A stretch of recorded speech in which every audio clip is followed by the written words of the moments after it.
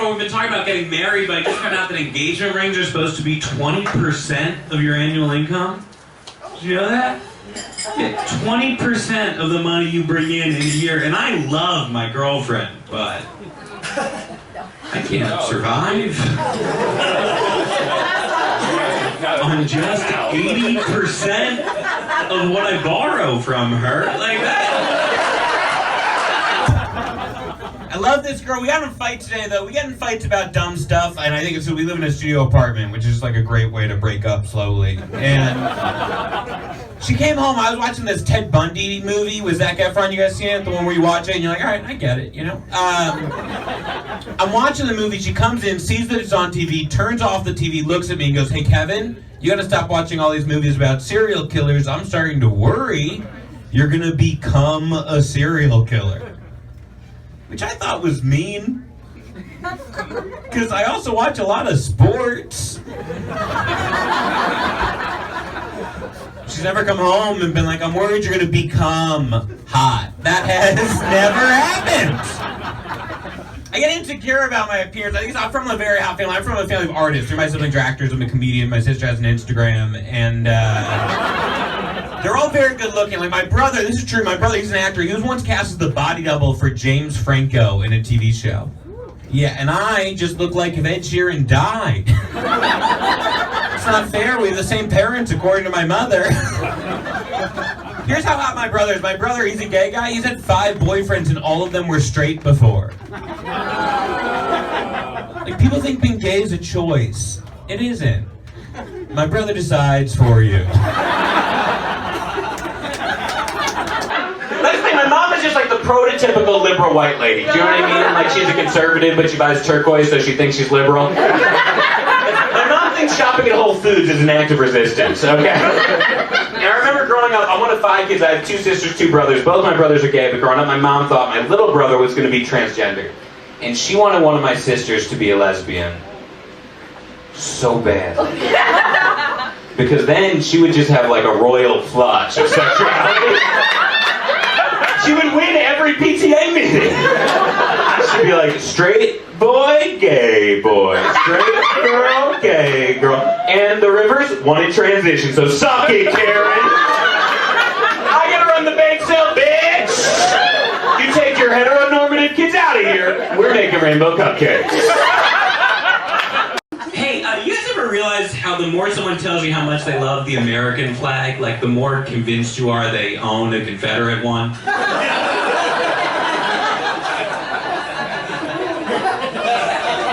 It's sort of like you're a guy, while he doesn't tell you how much he loves his wife, it's like, buddy, we get it. You cheated.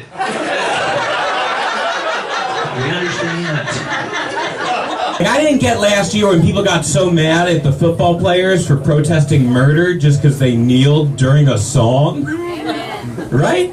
I didn't understand how you get mad at somebody for just what they did during a song. And I didn't think I'd ever be able to understand it until a few months later I went to my brother's wedding and I saw someone just free dancing to the Cha-Cha Slide.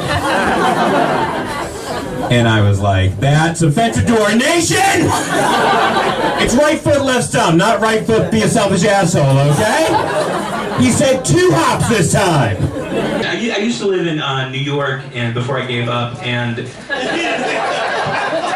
I was a tour guide there, and people would get so mad when I would like correct their history on tours. I had one guy who thought I was rewriting history. He was like, oh, we're just rewriting history now, dude? Is that what we're doing? What's next? What's next? We're just going to take Thomas Jefferson out of the textbooks?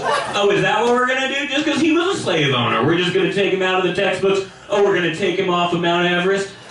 You thought the Mount Rushmore was called Mount Everest?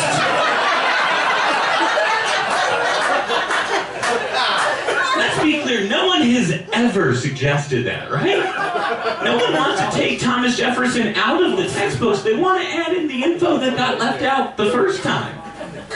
So now, instead of saying, like, Thomas Jefferson was a founding father, the books will just be like, a founding father, rapist, and slave owner. Thomas Jefferson was a jack of all trades. Like, that is just a more complete story.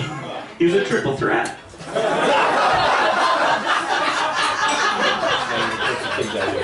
Yeah, I love living here in DC now. It's a nice city. The one thing I don't like is that everybody's doing better than me. And they kind of rub it in. You know what I mean? Like today I was on the train, okay, and minding my own business, and these two guys got on, and they were wearing suits, but get this, they were my age. That's bullying, okay?